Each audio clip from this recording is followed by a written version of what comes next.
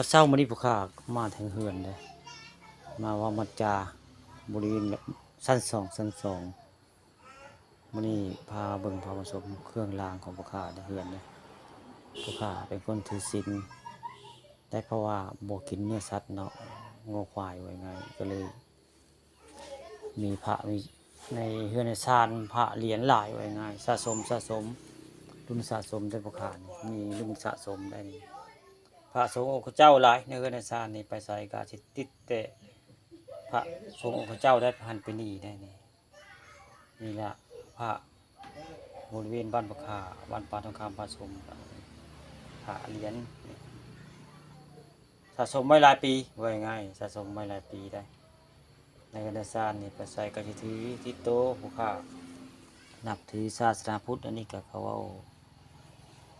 คดหน่อไม้ไปสั่งได้หินได้นกไผ่นี่ได้มาว่ามาจาเนาะอันนี้ก็เป็นลูกแก้วเลย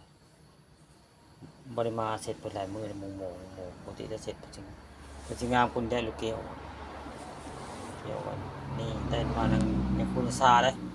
เป็นมะเร็งก็เปลี่ยนเอาเนื้อในซานมาคูผู้เฒ่าดอกอันนี้อายุเพิ่งกับพุ่นละบัก80 ปลายพุ่นละนี่เป็นมาเปลี่ยนพระเรียนผู้ข้าได้เฮือนโดยง่ายเนื้อในซานวันนี้เลยเอาเรื่องจริงผ่านจอเรื่องผู้ข้านับถือพระถือสงฆ์นับถือพระที่เจ้าอย่างไงเนื้อในซานว่าเป็นของสถานที่ศักดิ์สิทธิ์ในเงินสร้างพระเจ้าเหรียญนั่นเป็นนี่เนาะหลายรุ่นเลยนะมีหลายรุ่นผู้ค้ามีหลายรุ่นได้รุ่นสะสมว่ามีหลายรุ่นเหรียญสร้างกระดาษเงินสร้างหลายอย่างว่าไงหลายอย่างผู้ค้ามีเนาะอันนี้ก็อันเป็นแต่นั้นกูบอกกล้วยวันไห้มาได้นี่ก็ได้เป็นปิชัง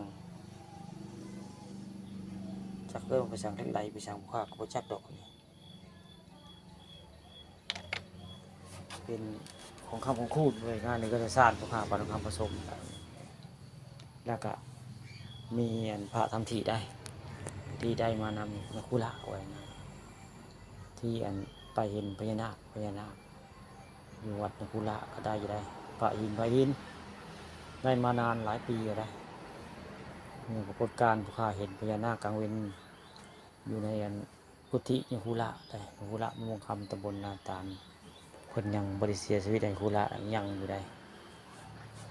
มาตอนบ่าย2นอกขึ้นไปบูชาพระเพิ่นพระทำพระอิวง่ายพระทำที่เพิ่นเสียชีวิตได้เพิ่นไปอยู่ในโลกนี้ได้ทำที่นะผู้ที่ไปเอาพระได้ทำมาได้อยู่ง่าย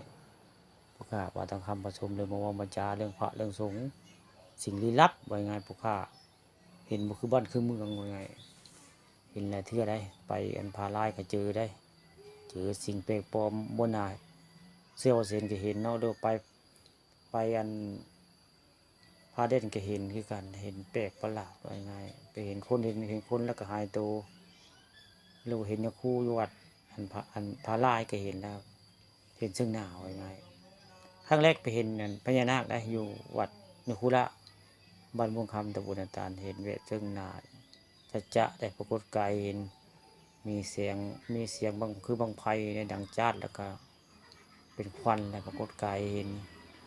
ที่มาผู้ข้าได้พระทำที่พระนางตะบุญตาลเล่มว่ามาจาออกคลิปในเบิ่งนี่ก็คือเรื่องจริงพันจอได้โมเมนต์เรื่องอย่างว่าเราว่าไว้ง่ายถ้าพอจริงผู้ข้าปันคำบอกว่าได้เพราะผู้ข้าถือศีลมีพระมีสงฆ์ในเรื่องศาสตร์ไว้ง่าย